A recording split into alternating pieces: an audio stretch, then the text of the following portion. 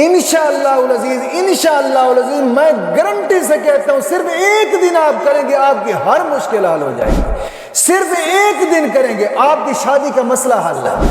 صرف ایک دن کریں گے آپ کے رشتے کا مسئلہ حل ہے انشاءاللہ العزیز. سلام ہو ان قندیلوں اور روشن چراغوں پر، سلام ہو ان آنکھوں پر جو بیدار رہتی ہیں، سلام ہو ان آنکھوں پر جو بہتی رہتی ہیں، سلام ہو ان محرابوں پر جو روشن اور منور رہتے ہیں، سلام ہو قطرہ قطرہ بن کر گرنے والے آنسوؤں پر، سلام ہو سوختہ دلوں سے نکلنے والی آہوں پر، سلام ہو ان آنسوؤں پر جو یار کی یاد میں بہتے ہیں.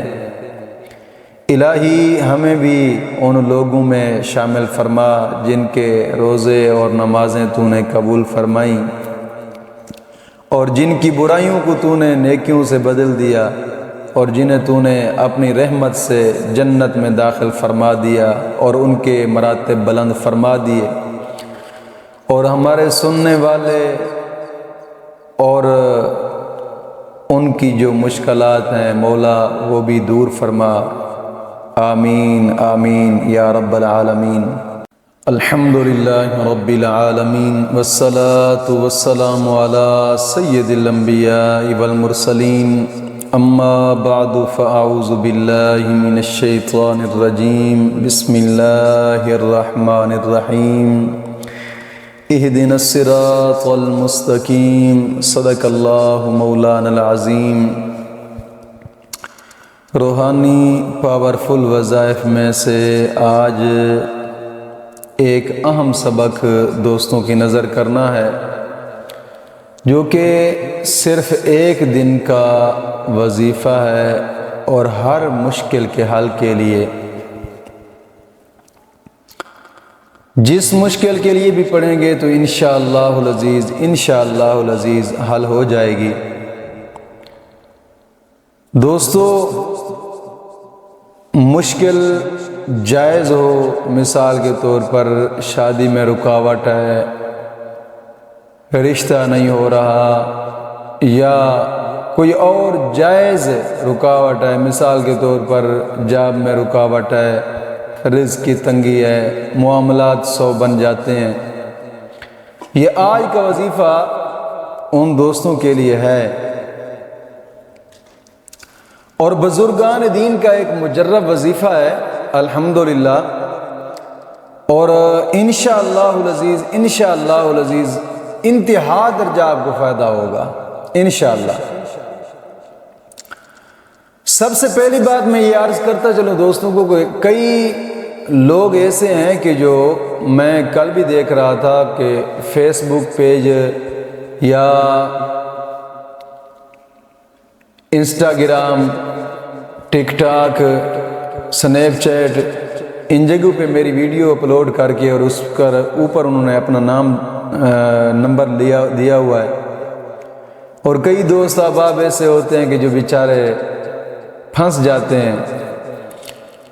تو گزارش ہے کہ ایسے دوستوں سے بچیں، ایسے لوگوں سے بچیں، کیونکہ میرا صرف ایک ہی نمبر ہے جو آپ لانگ ویڈیو میں دیکھتے ہیں. ہر ویڈیو میں ایک ہی نمبر ہوتا ہے اور ایک ہی نمبر ہے. الحمدللہ میں کالیں بھی اٹینڈ کرتا ہوں جتنی ہو سکتی ہے، ظہر کے بعد مغرب تک جتنی بھی کالیں ہوتی ہیں میں اٹینڈ کرتا ہوں اکثر طور پہ.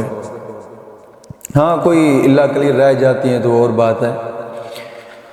تو آج کا وظیفہ جو میں دوستوں کی نظر کرنے لگا ہوں، کوشش فرمائیں کہ اس وظیفے کو مکمل شرائط کے ساتھ کریں انشاءاللہ العزیز انشاءاللہ العزیز. میں گارنٹی سے کہتا ہوں مسئلہ حل ہوگا انشاءاللہ. دوستو سب سے پہلی بات یہ ہے کہ مصیبتیں کیوں آتی ہیں، مشکل انسان کے لیے کیوں بنتی ہے. ایک بات لازمی یاد رکھیے گا کہ مشکل انسان کے لیے اس وقت بنتی ہے کہ جب انسان نبی کی شریعت سے ہٹ جاتا ہے، دین سے دور ہو جاتا ہے، رب سے دور ہو جاتا ہے، اللہ کی بارگاہ میں جھکتا نہیں ہے. اس وقت اس انسان کے لیے رسوائیاں اور مشکلات بن جاتی ہیں. کہ حدیث پاک میں آتا ہے نا کہ الزہد فی الدنیا یریح القلب والبدن، آقا کریم صلی اللہ علیہ وسلم نے فرمایا کہ دنیا سے بے رغبتی دل اور بدن کو آرام دیتی ہے۔ دنیا میں رغبت رکھنا غم بڑھتا ہے، دنیا کی محبت ہر گناہ کی جڑ ہے، ہر گناہ کی جڑ ہے دنیا کی محبت، اور دنیا سے بے رغبتی ہر نیکی اور خیر کی جڑ ہے۔ یعنی انسان دنیا سے جتنا بے رغبتی کرے گا، دنیا کے قریب نہیں جائے گا، اتنا انسان بالکل پرسکون ماحول کی زندگی گزارے گا، اور مولا کریم بھی اس کے ہر مشکل کو آسان فرماتا ہے، ہر مشکل کو آسان فرماتا ہے۔ جب ہم نماز کے قریب نہیں جاتے، اللہ کے قریب نہیں جاتے، اللہ کے بارگاہ میں نہیں جاتے، قرآن نہیں پڑھتے، سو معاملات جب جتنا دین سے دور ہوتے جائیں گے اتنی ہی ہمارے لیے مشکلات بنتی جائیں گی، اتنی ہمارے لیے رسوائیاں بنتی جائیں گی، اتنی ہمارے لیے جناب مشکلات بڑھتی جائیں گی۔ تو دوستو، میں جو شرائط بتاؤں گا خصوصاً ان شرائط کو نقل کر کے مکمل طور پہ ان شرائط کے ساتھ کریں اس ویڈیو کو، انشاءاللہ العزیز، انشاءاللہ العزیز میں گارنٹی سے کہتا ہوں ہر مشکل حل ہوگی، اور وہ بھی ایک دن میں انشاءاللہ العزیز۔ تو کوشش کریں، سب سے پہلی چیز نماز کی پابندی کریں، سب سے پہلی شرط کہ نماز کی پابندی کریں۔ دوستو، نماز ایک ایسی چیز ہے، ایک ایسا رکن ہے دین کا کہ حدیث پاک میں آتا ہے کہ اگر تم کھڑے ہو کر نہیں پڑھ سکتے تو بیٹھ کر پڑھو، بیٹھ کر نہیں پڑھ سکتے تو لیٹ کر پڑھو، لیٹ کر نہیں پڑھ سکتے تو اشارے سے پڑھو۔ نماز کسی حال میں معاف نہیں ہے، یعنی ایک ایسا اہم رکن ہے۔ اور حدیث پاک میں آتا ہے کہ کافر اور مومن کے درمیان فرق نماز ہے، یعنی جو نماز نہیں پڑھتا، جان بوجھ کر نہیں پڑھتا، معاذ اللہ وہ دائرہ اسلام سے بھی خارج ہو سکتا ہے، اور جو نماز پڑھتا ہے، اللہ کے پاک محبوب نے فرمایا کہ اللہ رب العزت اس کو وہ انعام عطا فرماتا ہے، فرمایا الصلاۃ معراج المومنین، کہ نماز مومن کی معراج ہے، کہ نماز کے اندر ہی انسان اپنے رب سے باتیں کرتا ہے، نماز کے اندر ہی اپنے رب سے جناب علی اپنا حال احوال سناتا ہے، اور نماز کے اندر ہی اپنے رب سے مخاطب ہوتا ہے انسان۔ اور ایک حدیث پاک میں ہے کہ حضور نے فرمایا کہ نماز میری آنکھوں کی ٹھنڈک ہے۔ اب خود اندازہ لگائیں کہ جو اپنے نبی کو، جو نبی کی آنکھوں کی ٹھنڈک ہے، جو اپنے نبی کو ٹھنڈک پہنچاتا ہے، آپ خود اندازہ کریں کہ کیا مشکلات اس کے لیے رہیں گے۔ تو سب سے پہلی شرط یہ ہے کہ نماز کی پابندی لازمی کریں، اور ہر نماز کے بعد 11 مرتبہ کلمہ طیبہ اور 11 مرتبہ درود پاک، یہ اشد ضروری ہے۔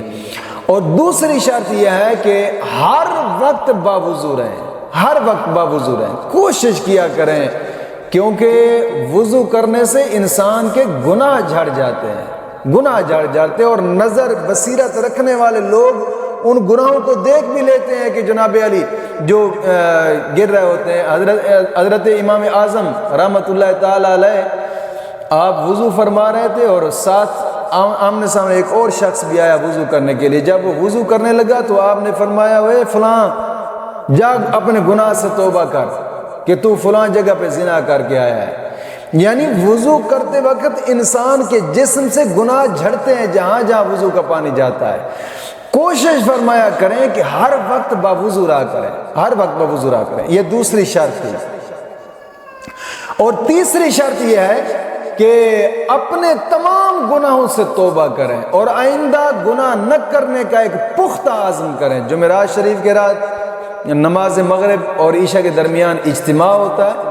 اب تو رمضان شریف تھا، رمضان شریف میں اجتماع کی چھٹی ہوئی تھی، اب الحمدللہ رمضان شریف گزر چکا ہے، اب پھر سے ہر جمعرات کی جمعرات اجتماع ہوتا ہے، اور اس میں خصوصاً دعا کی جاتی ہے۔ کوشش فرمایا کریں کہ دعا میں شمولیت اختیار کیا کریں، کہ امید ہے کہ لائیو چلایا جائے گا انشاءاللہ العزیز، اور دعا میں شمولیت اختیار کیا کریں اور اجتماع کو سنا کریں، انشاءاللہ العزیز آخرت سنور جائے گی۔ جب زیادہ اکٹھے لوگ ہو کر دعا کرتے ہیں، مولا کریم کسی کے صدقے تو دعا قبول فرماتا ہے۔ اپنے تمام گناہوں سے توبہ کریں اور آئندہ گناہ نہ کرنے کا ایک پختہ عزم کریں. کہ قرآن کریم میں آتا ہے، اللہ فرماتا ہے توبوا الی اللہ جمیعا ایھا المؤمنون لعلکم تفلحون. لوگوں توبۃ نصوحا کرو، توبۃ نصوحا کرو. کہ توبہ جو انسان کرتا ہے، پختہ توبہ کرتا ہے، مولا کریم اس کو کامیابی عطا فرماتا ہے. لعلکم تفلحون، اللہ کامیابی عطا فرماتا ہے کہ تاکہ تم کامیاب ہو جاؤ. معلوم ہوتا ہے کہ انسان دنیا میں بھی کامیاب ہوتا ہے توبہ کرنے سے، گناہوں سے توبہ کرنے سے، اور آخرت میں بھی انسان کی آخرت بھی سنور جاتی ہے. اور قرآن کریم میں ایک جگہ اللہ فرماتا ہے ان اللہ یحب التوابین ویحب المتطہرین. توبہ کرنے والوں اور صاف ستھرے رہنے والوں کو اللہ اپنا دوست رکھتا ہے. حدیث پاک میں آتا ہے التائب حبیب اللہ، توبہ کرنے والے کو اللہ اپنا دوست رکھتا ہے. تو دوستو جب اللہ کا انسان دوست بن جائے تو پھر کیا مشکلات رہتی ہیں. کوشش فرمائیں کہ اپنے تمام گناہوں سے توبہ کریں اور آئندہ گناہ نہ کرنے کا ایک پختہ عزم کریں. یہ تیسری شرط تھی. اور چوتھی شرط یہ ہے کہ روزانہ کی بنا پہ کم از کم 2 رکوع قرآن پاک کی تلاوت کے لازمی کیا کریں. لازمی قرآن کریم کی تلاوت کی کیا کریں کہ قرآن کریم کی تلاوت کرنے سے ہر حرف پر مولا کریم 10 نیکیاں عطا فرماتا ہے، 10 گناہ معاف کرتا ہے، 10 درجات بلند کرتا ہے.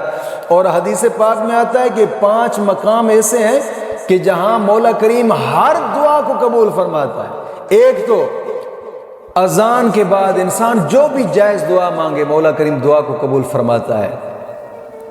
اور صبح جب تہجد کے ٹائم مرغا اذان دیتا ہے اس وقت انسان جو بھی دعا مانگے مولا کریم دعا کو قبول فرماتا ہے. اور فرض نماز کے بعد انسان جو بھی دعا مانگے مولا کریم دعا کو قبول فرماتا ہے. جمعے والے دن 2 خطبوں کے درمیان انسان جو بھی دعا مانگے دعا مولا قبول فرماتا ہے.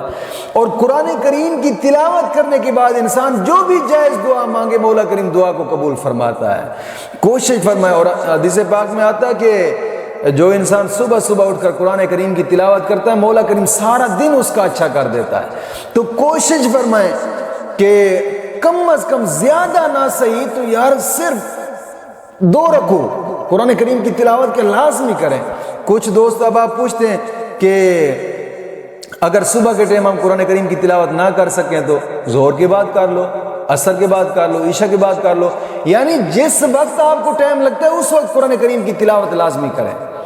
انشاءاللہ ایک تو شرط پوری ہو جائے گی اور دوسرا اجر ملے گا. اور اس وظیفے کی اگلی شرط یہ ہے کہ کپڑے پاک اور صاف ستھرے ہوں. جس وقت یہ کام وظیفہ کرنا ہے کپڑے صاف ستھرے ہوں. ہاں خوشبو لازمی استعمال کریں، خوشبو. اور مکروہ ٹائم بھی نہ ہو، یہ بھی ایک شرط ہے کہ مکروہ ٹائم نہ ہو. مکروہ ٹائم کیا ہوتا ہے؟ یعنی جب صبح سورج نکلتا ہے اس وقت 20 منٹ یہ مکروہ ٹائم ہوتا ہے. اور نصف النہار کے وقت، کہ نصف النہار کا وقت کیا ہوتا ہے کہ جب دیکھیں سورج بالکل دوپہر کے وقت سر کے برابر ہو. سورج اس وقت سر کے برابر ہوتا ہے جب سورج بالکل سر کے برابر آ جائے تو سایہ انسان کا پاؤں کے نیچے رہتا ہے. ہر چیز کا سایہ نیچے ہوتا ہے، آگے سایہ بڑھتا نہیں ہے. یہ نصف النہار کا وقت ہوتا ہے. یہ ٹائم بھی نہ ہو، یہ بھی 20 منٹ وقت ہوتا ہے. اور سورج غروب ہوتے وقت بھی 20 منٹ ٹائم ہوتا ہے. کہ یعنی ان 3 ٹائموں کے علاوہ آپ کسی وقت بھی کر سکتے ہیں.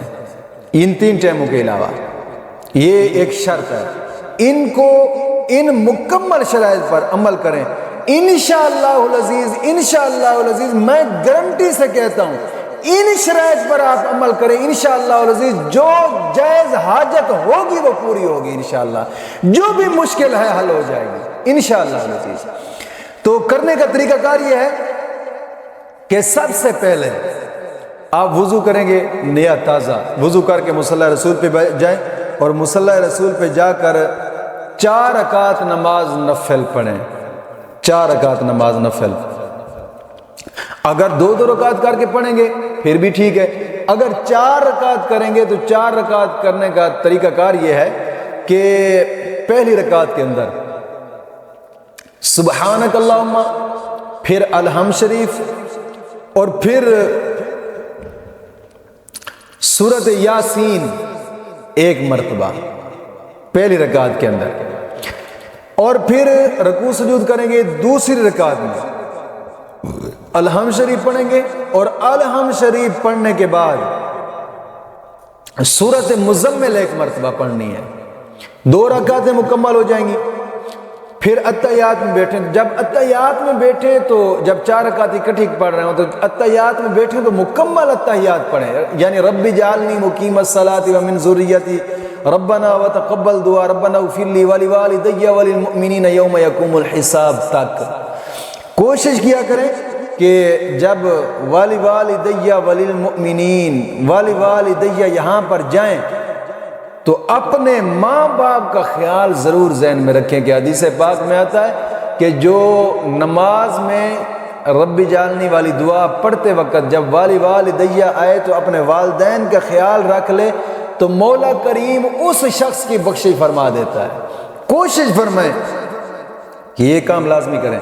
تو جب تیسری رکعت کے لیے کھڑے ہو گئے تو تیسری رکعت کے اندر پہلے سبحانک اللہم، تیسری رکعت میں سبحانک اللہم، پھر الحمد شریف، اور پھر سورۃ اخلاص 41 مرتبہ پڑھنی ہے۔ قل هو اللہ احد اللہ الصمد لم یلد ولم یولد ولم یکن لہ کفوا احد، 41 مرتبہ یہ پڑھیں۔ اور پھر چوتھی رکعت جب کریں گے، رکوع سجود کرنے کے بعد جب چوتھی رکعت میں کریں گے تو الحمد شریف پڑھیں، اور الحمد شریف پڑھنے کے بعد پھر 41 مرتبہ سورۃ اخلاص پڑھنی ہے۔ قل هو اللہ احد اللہ الصمد لم یلد ولم یولد ولم یکن لہ کفوا احد۔ یہ 4 رکعت مکمل کر کے جب اتحیات میں بیٹھے، اتحیات سلام پھیرنے کے بعد 100 مرتبہ درود ابراہیمی پڑھنا ہے۔ 100 مرتبہ درود ابراہیمی پڑھ کر پھر جناب علی 786 مرتبہ کلمہ طیبہ پڑھنا ہے، لا الہ الا اللہ محمد الرسول اللہ، لا الہ الا اللہ محمد الرسول اللہ۔ 786 مرتبہ پڑھ کر پھر فوراً ہی جب مکمل ہو جائے پھر سجدے میں چلے جائیں۔